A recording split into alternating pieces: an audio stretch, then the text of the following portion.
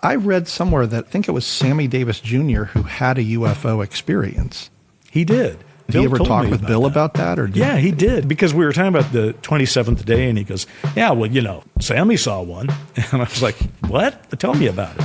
And that image of Sammy Davis Jr. seeing a UFO is really quite amusing. He told Bill about it, but he told many other people. He said he had seen a group of small silver discs, and this was the early 50s, not a single light, but multiple lights, multiple objects, and he described them as hovering and darting and doing things that aircraft don't do. And then this is the word that Bill used, and then poof, they were gone. But that sounds pretty familiar to a lot of the testimony we get these days.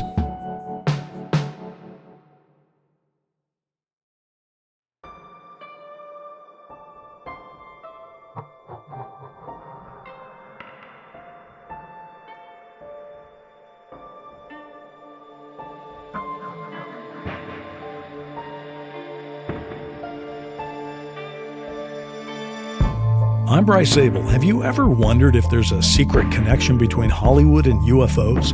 And I'm Brent Friedman. You are listening to Sound, Light, and Frequency.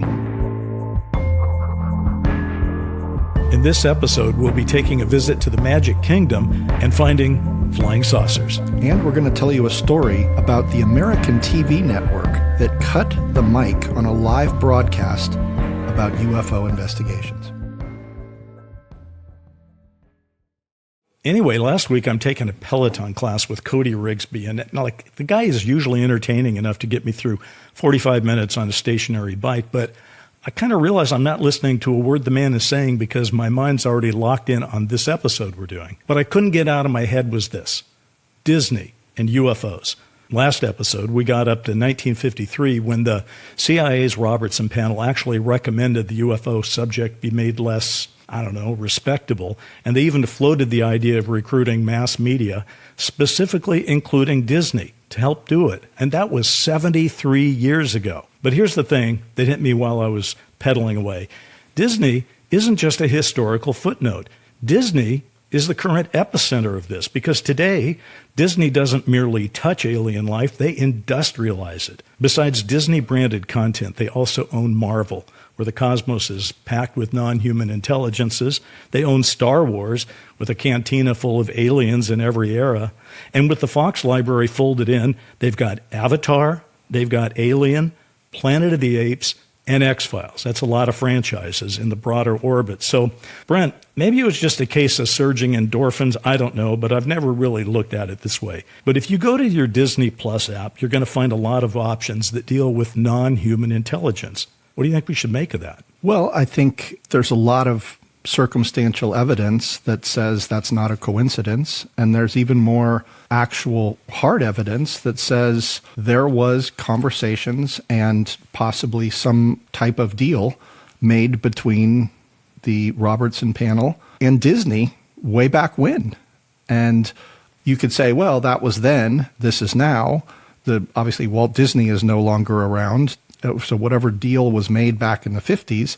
But institutionally, I think there's a reason to believe that maybe whatever was agreed upon is still in force. It's fascinating because as we've done the research for this episode, you keep turning up things post-Robertson panel. And just to rewind to the Robertson panel, and remember, the CIA sponsored it. It's 1953, and they start talking in their 4-day, get-together about an educational program which is going to have two aims: training, and they actually use the word debunking. I think it's the first time debunking has really shown up.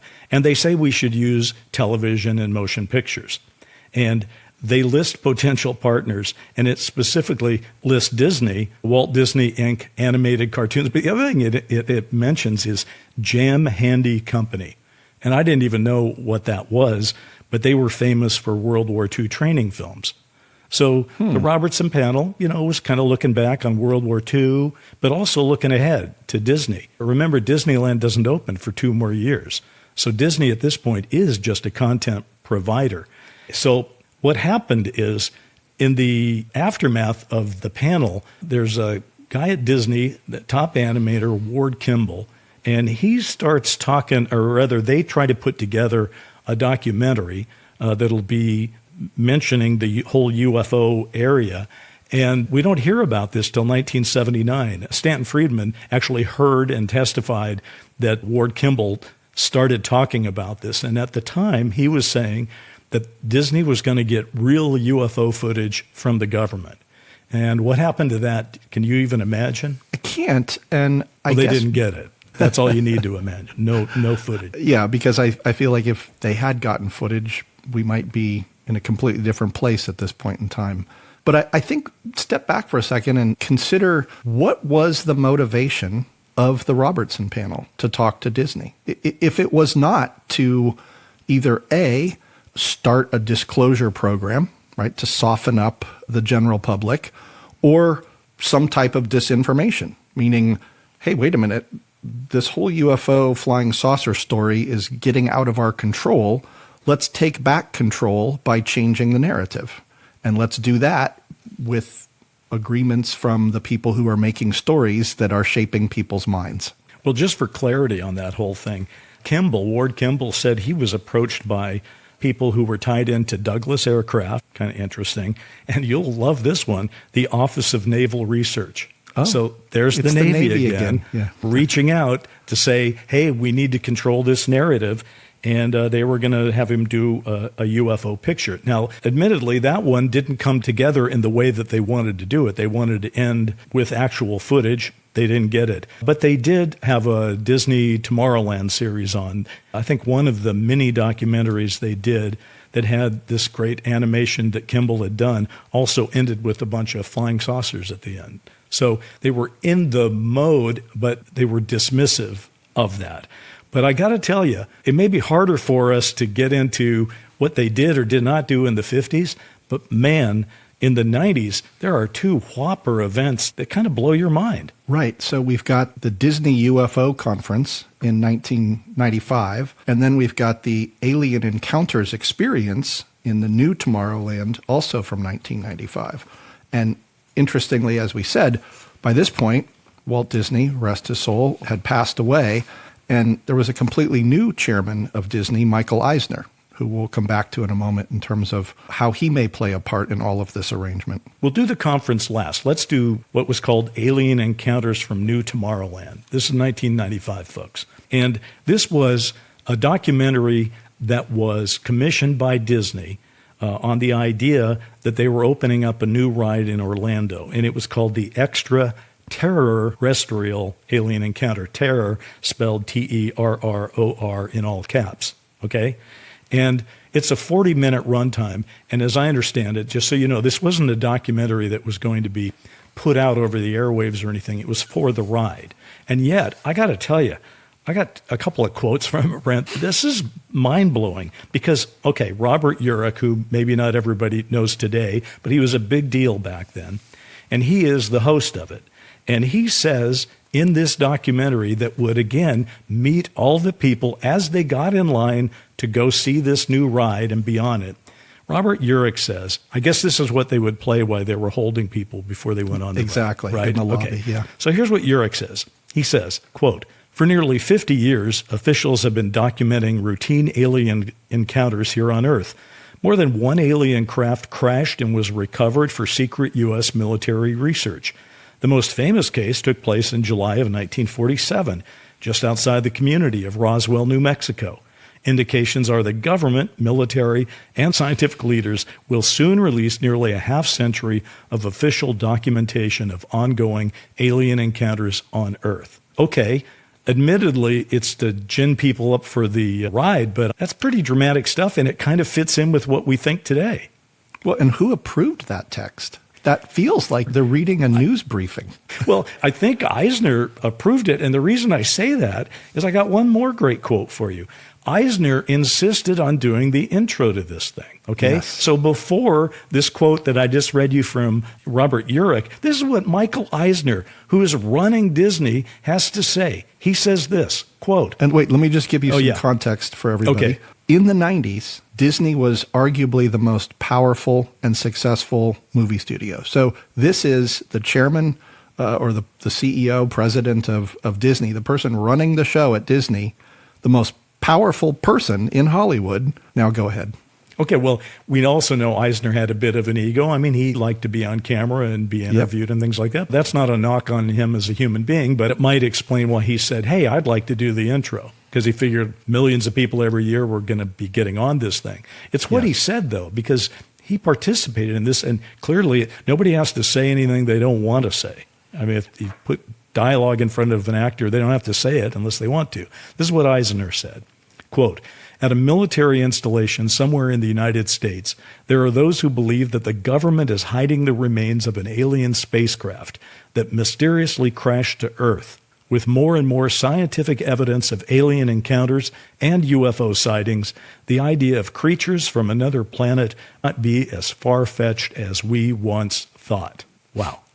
Yeah, that's pretty staggering. And I think so. Now let's examine what this ride, this experience actually was.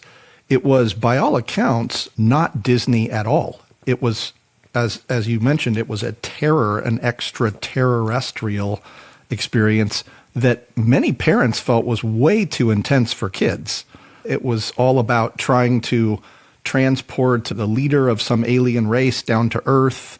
Something goes wrong and an alien monster comes in to the theater and starts wreaking havoc, and people are experiencing it behind them. They're feeling it breathing down their necks, and kids were crying. So again, if we think about the possibility that there was some direction to embrace alien storytelling back in the 50s, this was the end result of it all those years later, something that felt very real and very terrifying for the audience, done at Disney, which feels just complete counter-programming to everything else that they had there at the park. And let's remember, this is 42 years later after the Robertson panel. So I don't know what that means, because it could easily mean that if they were doing it then, they'd been doing it all along, but we don't have a lot of cases about that. Or it could be nobody really did what the Robertson panel wanted because they wanted it. They just did it because they thought aliens were good box office or something, I suppose. Yeah. But it is kind of fishy about that, because that documentary only mentions the ride for 5 minutes at the end. So it's 35 minutes of UFO stuff and 5 minutes about the ride. Kind of interesting, but maybe they were hiding the monster. Anyway, it only aired in a handful of U.S. cities, because they did air it at random times on a few selected dates in February and March of 95. And it had no advance notice, okay? So if you think about it, who does that, right? Yeah. Who does that?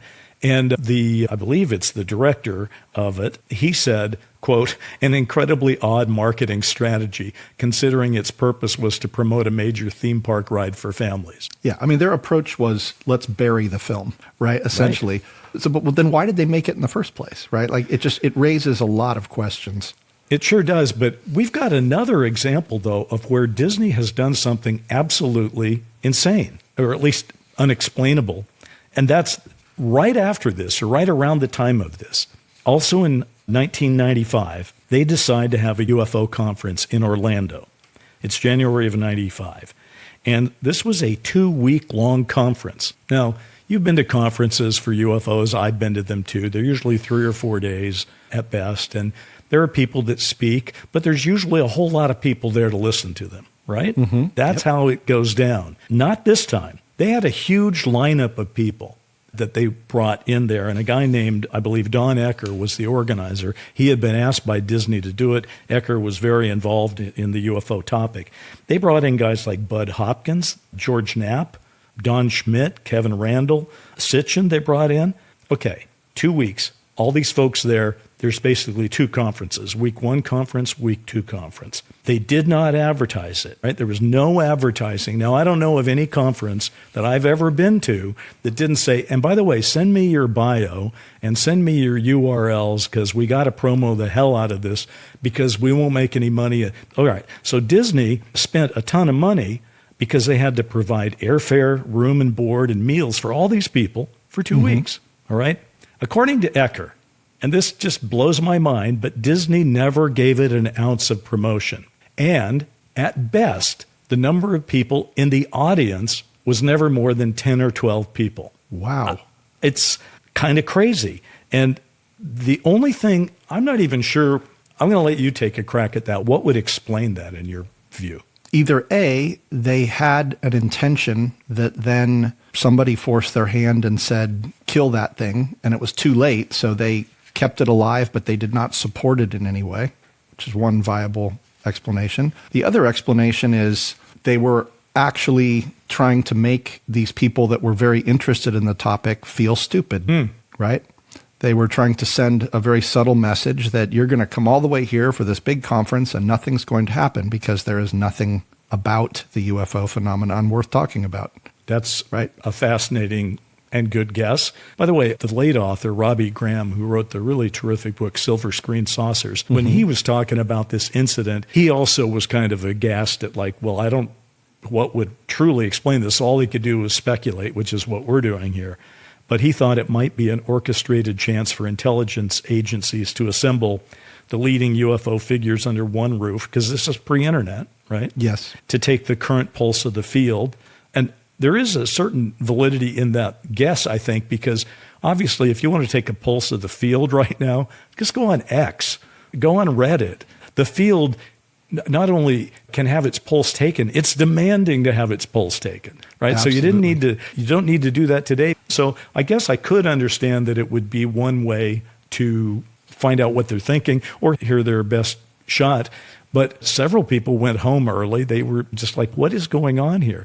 And so we have two instances then, okay? Disney puts the documentary out, but does nothing to promote it at all. Then Disney, right near the same time, holds a 2-week conference of UFO people and doesn't tell anybody about it. Yeah, it's mind-boggling. And obviously, there's many different ways to interpret it, as we've just discussed. And I think at this point is probably a good moment to step back, open the aperture a little bit, and say it wasn't just Disney that was doing interesting things in the wake of the Robertson panel. The wider view of Hollywood at that time was that they were making some pretty crazy UFO alien movies, a lot of them. I mean, that was a real kind of golden era for alien and UFO movies. But, you know, when I look at them, when I look at all these titles and I look at what they were about, because I haven't seen a lot of them, there is no real commonalities in the narrative messaging. So it wasn't like there was a mandate given and everyone just adopted it. And the storylines are really all over the place. But what you really get is that UFOs and aliens are being used more as a metaphor for other fears at the time. So you've got movies that are really representing nuclear fears, like Killers from Space in 1954, which is a low-budget sci-fi film about a scientist who survives a mysterious plane crash only to discover aliens have resurrected him to steal atomic secrets for an Earth invasion using giant insects and reptiles grown with the radiation absorbed from our own atomic bomb tests, right? It's just a huge cautionary tale. But then there was the communism fears we were feeling at that time with the Red Scare, Invasion of the Body Snatchers in 1956, about the extraterrestrial invasion where the alien spores from space grow into large seed pods, each one capable of producing a visually identical copy of a human. And these duplicates, however, are devoid of all human emotion. A local doctor uncovers this quiet invasion and attempts to stop it. This is, of course, where the term pod people comes from in pop culture to refer to these emotionless humans. But then you also, again, it gets even crazier when you look at some of the other movies that were coming out at that time. 1956, Planet of the Vampires, which is basically zombies in space. It Conquered the World. This is great. It concerns a bat-winged triangular alien named Beulah, from the planet Venus that uses a mind-controlling device to turn people into emotionless slaves so it can take control of the Earth. That sounds like a documentary. No. You know what's interesting, though? People, first of all, the whole idea of Venus, which we know basically next to hell is one of the hottest places around. That probably doesn't Yes. support much life. And it is interesting that even in the 50s into the 60s, when the contactee movement was going on, that's where people like George Adamski were claiming that they were taken on board craft and flown around the universe.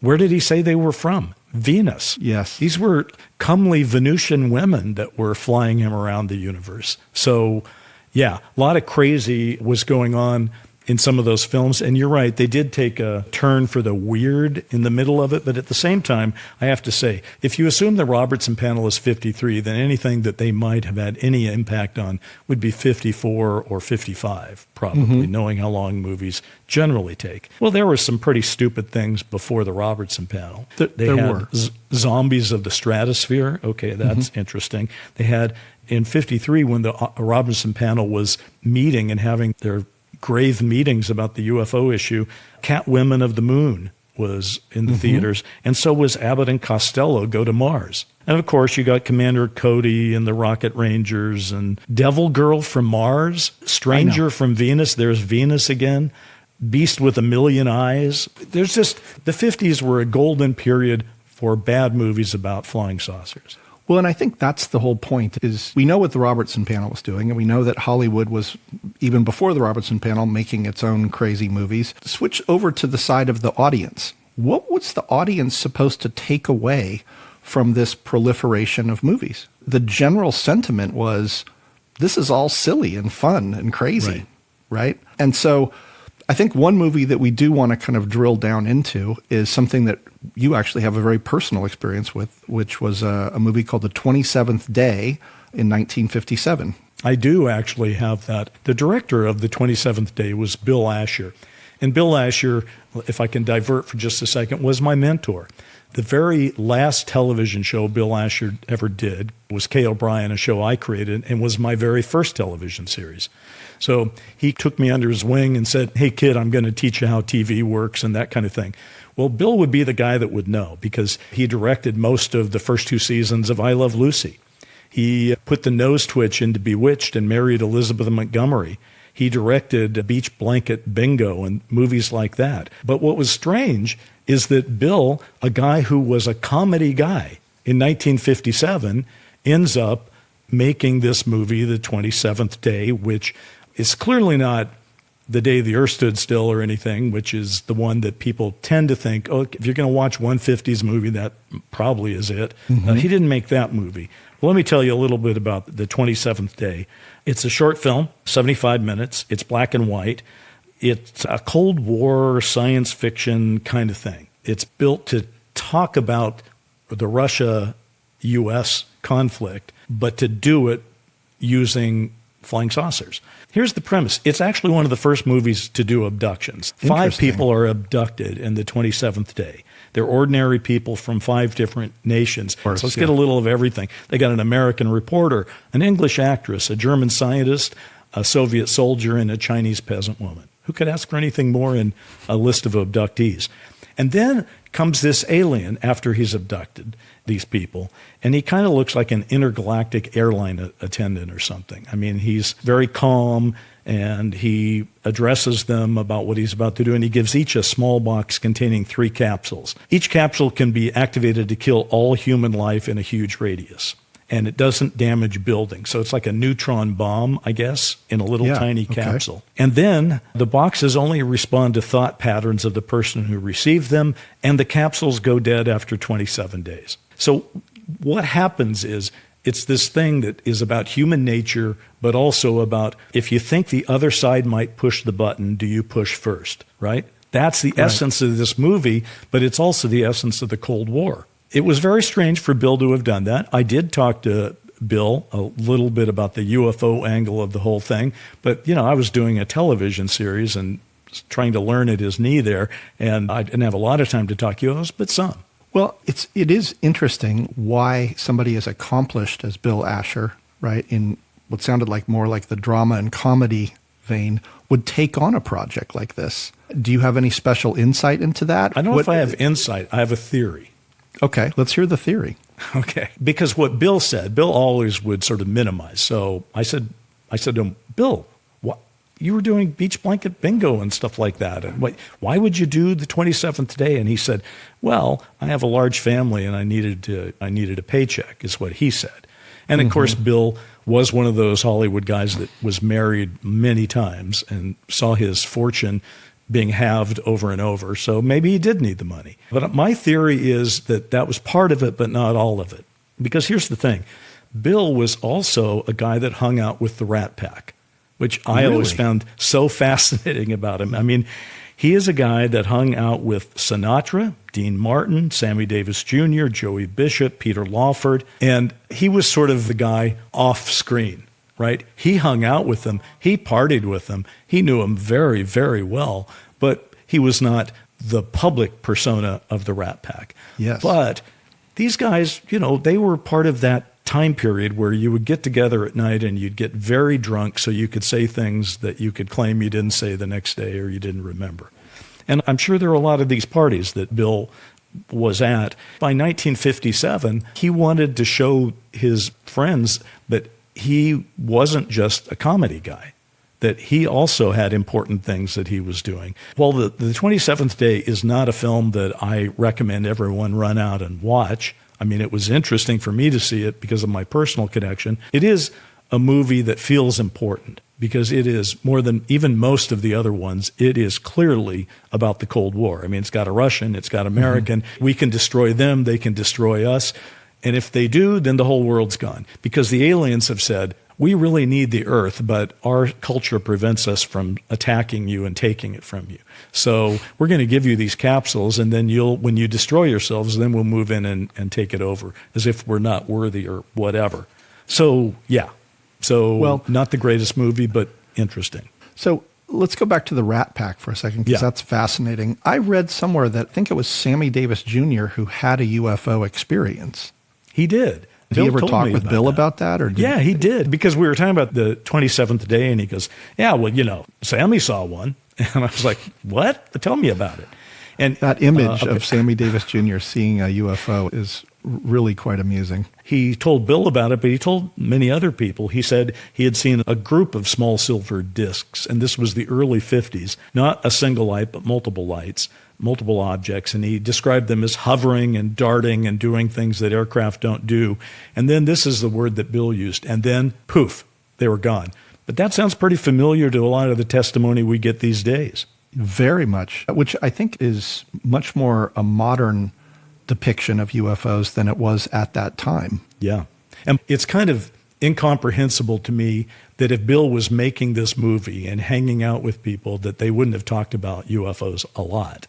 Well, and by the way, when I say ex officio member, just a small sidebar, but in his later days, Bill has passed on. There's a picture, I believe it was in Life magazine, that shows Marilyn Monroe, who is sort of, she's been sewn into a tight dress on the night that she sang Happy Birthday, Mr. President, so controversially. And Bill directed that. He directed that night. And Bill had a picture in his office where, yes, it had the Kennedy brothers and it had Marilyn, but that had been cropped. And the full picture shows Bill off to the side kind of looking down Marilyn's cleavage and all that, which I thought was pretty funny. So let's circle back to your theory about Bill's motivation for taking on the 27th day. I think I agree that certainly the practical reason makes a lot of sense. The idea that he has friends in the Rat Pack that he wants to impress with doing something more serious-minded also makes sense. The fact that they're even talking about UFOs casually in a friendly way, that could give him extra motivation. But I also know, too, that he was in the military, so he might have had also a unique point of view on the topic. Did he ever mention anything like that to you? On that one time when we dived into the UFO topic, he did. Bill had been in the U.S. Army Signal Corps in World War II. And one of the things he said, now this is a triple negative, which it's almost Yogi Berra-ish in its triple negative. But he said, I wrote this down because I thought I'd get it wrong. Just because somebody in the military tells you something isn't true doesn't mean that it's not. Wow. Now, I'm not sure how to parse that exactly, Brent. He was saying, and how he explained that quote later was, he put nothing past the military. Because he figured if there was something truly as important as the fact that flying saucers or UFOs were real, the government would classify it and lie about it. I never got the sense that Bill himself saw a UFO. He made his movie, thought probably there's not too much to be done with that. But I will say this, in addition to the Rat Pack, he hung out with JFK, something that's kind of important to our whole dark skies chronology. Yeah, and didn't he have a great kind of behind-the-scenes story about JFK? Listen, I tell this story at dinner parties. I don't think I've told it on the air. I think this is a first. It's tangential to the UFO topic, but maybe you can find a UFO connection after I tell it. Here's what happened. And Bill told me this, and the thing is about Bill, first of all, he liked me, so I appreciate that. He wasn't about to bullshit me. In fact, if anything, what I liked about him is he didn't bullshit. He told you what he thought about anything and everything. So anyway, this is what Bill told me. He said that in the summer of 1960, when JFK was nominated by the Democratic Party to run for president, there was a party at Peter Lawford's house, either the day before or the day after. I don't think this was the night of the actual nomination, because I think JFK had other things to do. And this party's going on at Peter Lawford's house. Bill's there partying. We know who the Rat Pack is. We've discussed them. But in addition to the Rat Pack, Marilyn is there and JFK is there. This is July of 1960. And Bill said that during the party, JFK and Marilyn went out to the back pool house and they were gone a couple hours. And when they came back, Marilyn was wearing JFK's shirt. He had a white dress shirt and she was wearing it now. And that's not the story, though. That's just, he just told me that and said, yeah, of course, Marilyn, oh yeah. So from the point of view of was Marilyn and JFK involved, I think we pretty much all think that they were now, but people will still argue about it. We certainly said they were in Dark Skies in one of our episodes. Anyway, so the party goes on. A lot of drinking is going on because that's what happens at these parties. And at some point in this party, JFK, who's as drunk as everybody else in the party, goes out onto PCH, which is in Malibu, where Peter Lawford's house was, and he's stopping traffic on PCH. So JFK is out there on PCH stopping traffic and screaming, "I'm going to be the fucking president of the United States." And this seemed like it could undermine his candidacy. So the group dispatched Bill, and I believe Lawford, but it was Bill and somebody else, to go get him. So Bill literally wrestled the future president of the United States off PCH back into the house so he would not be in the newspapers the next morning. And all I can say, just like, with the UFO story, people go, God, it happened, but no one will believe me. Imagine a couple of those people that were stopped in traffic probably said, yeah, JFK was out there and he was yelling, and nobody would believe him. It's they're like still telling that story to this day. Maybe that's our UFO connection. Although, and we don't have to get into it in this episode, you and I have talked at length about JFK and UFOs, and certainly made a TV series about it. Well, look, I think so. Fascinating. Bill sounds like a very interesting man. I'm envious that you got to spend so much time with him.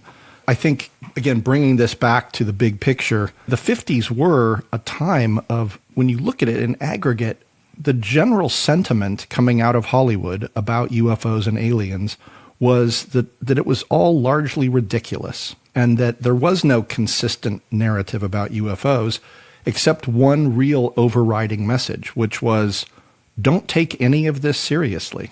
Now, whether that was a mandated message in general from the Robertson panel, we cannot say. But I think if you look at all of the movies, it raises the question, okay, was that what the audience was meant to take away from all of these movies? Meanwhile, while the audience is being told not to take it seriously, the government is still taking the subject very seriously, as the story of Donald Keyhoe will demonstrate. I love this story. It's hard to beat JFK stopping traffic on PCH, but this one may do it because it's so right on about any potential government involvement in media. Because this is a classic. It's 1958. It is January 22nd of 1958.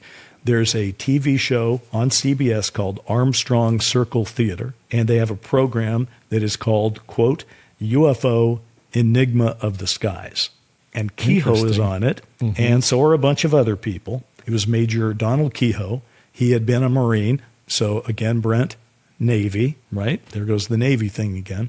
Keyhoe had been a Marine, and he felt that the military was lying about this flying saucer thing. And he wrote a number of books, and he became the face of UFO disclosure in the 50s into the 60s, into the early 60s. Think about Major Keyhoe as kind of a Lou Elizondo type, or maybe even a David Grush type. He wasn't exactly a whistleblower because he was on the outside looking in. He was banging on the door saying, tell us what you know, and nobody would tell him. He ended up on that show, and it was heavily scripted. And a number of people, for example, who were asked to be on the show said, I'm not going to be on that show. I think one of them was even Jacques Vallée. Is that, yes, do you have those notes correct. in front of you? Is that true? That is true. And who said, I'm not going to be on it because they wanted to script it so tight that you could only talk about what had already been decided. Yes.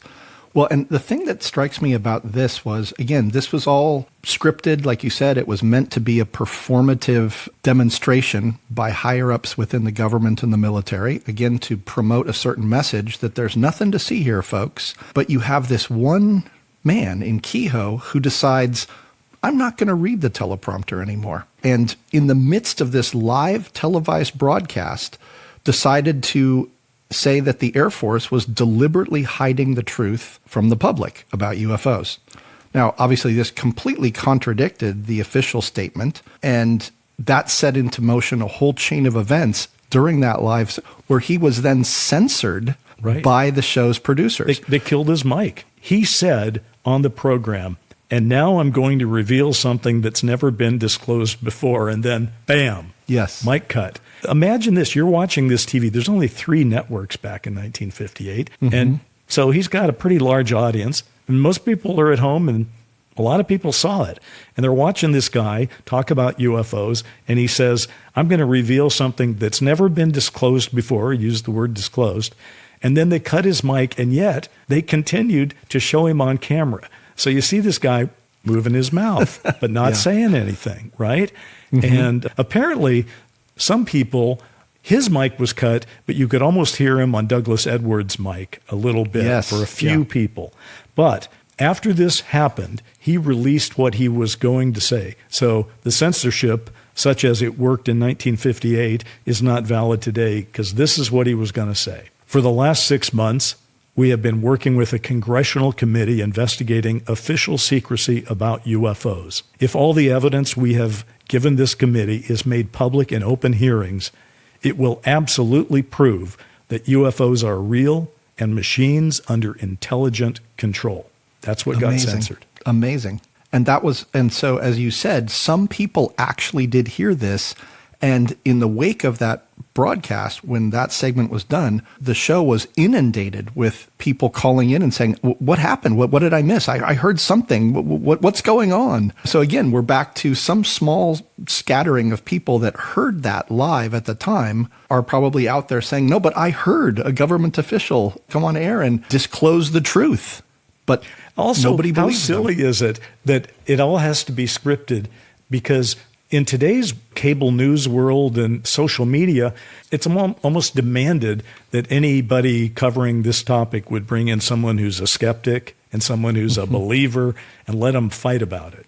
But not back then. And I have one more quote and I'll be done for the day on this. But this one, I just found it to be so incredible because this is what CBS said when people wrote them about this and said, why did you cut his mic? They said, this program had been carefully cleared for security reasons. Therefore, it was the responsibility of this network to ensure performance in accordance with predetermined security standards.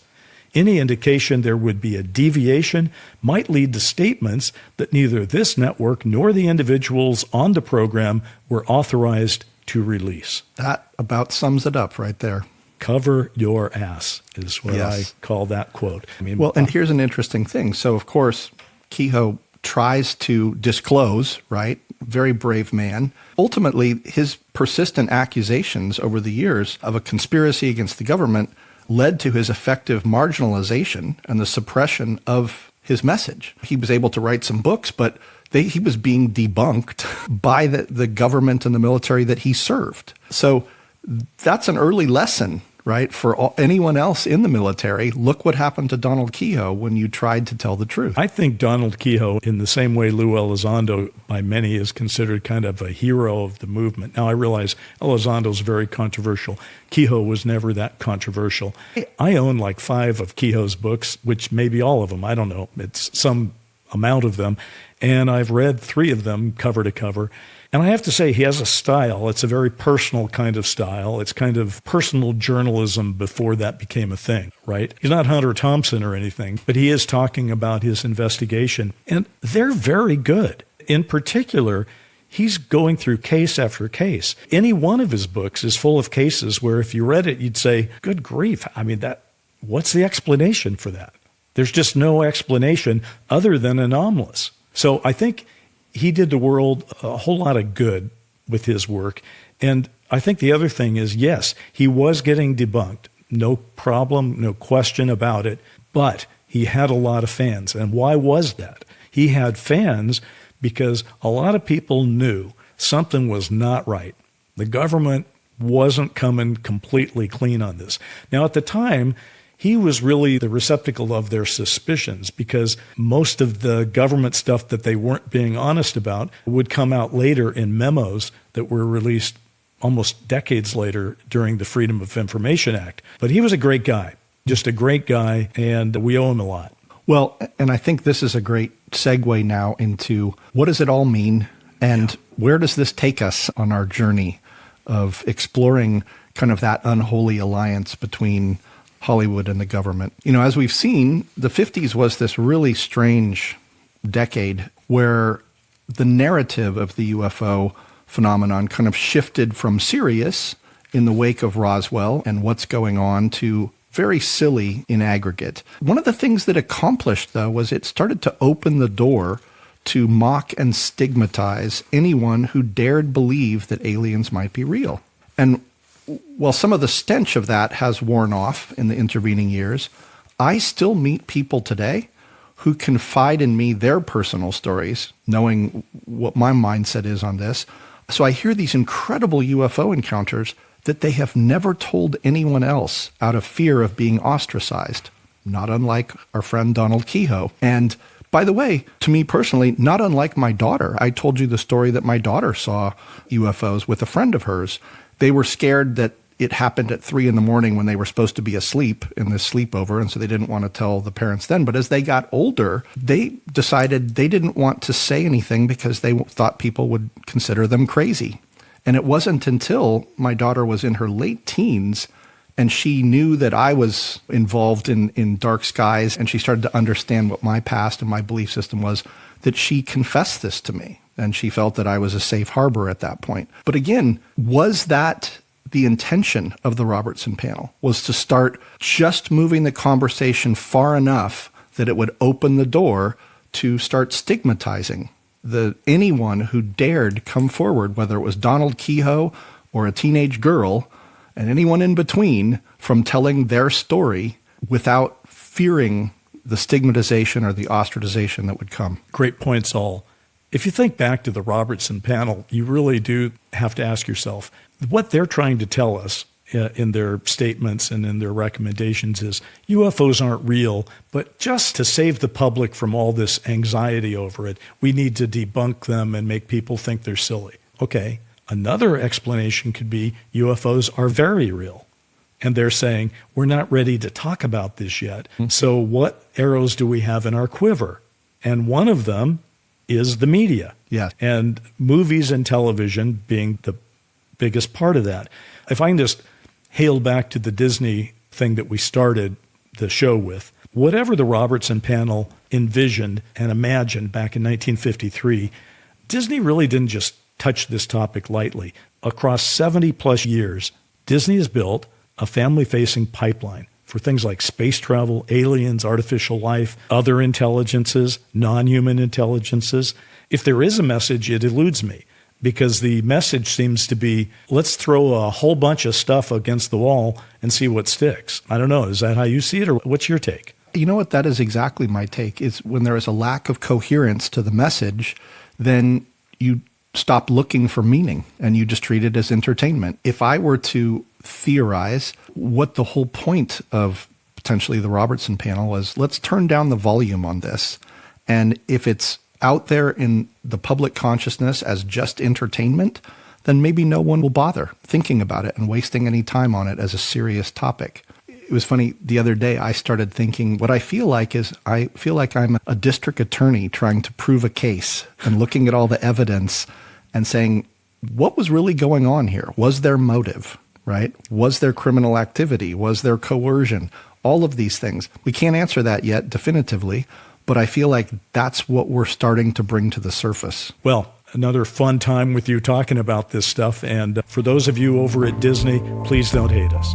Soundlight and Frequency is an iHeart podcast produced by Stellar Productions. It's executive produced by Nick Johnson, and for Stellar, Jackie Zabel. Our show's music was written by Anna Stumpf and Hamilton Lighthouser. And your hosts and executive producers are Bryce Zabel, that's me, and Brent Friedman. Watch the skies.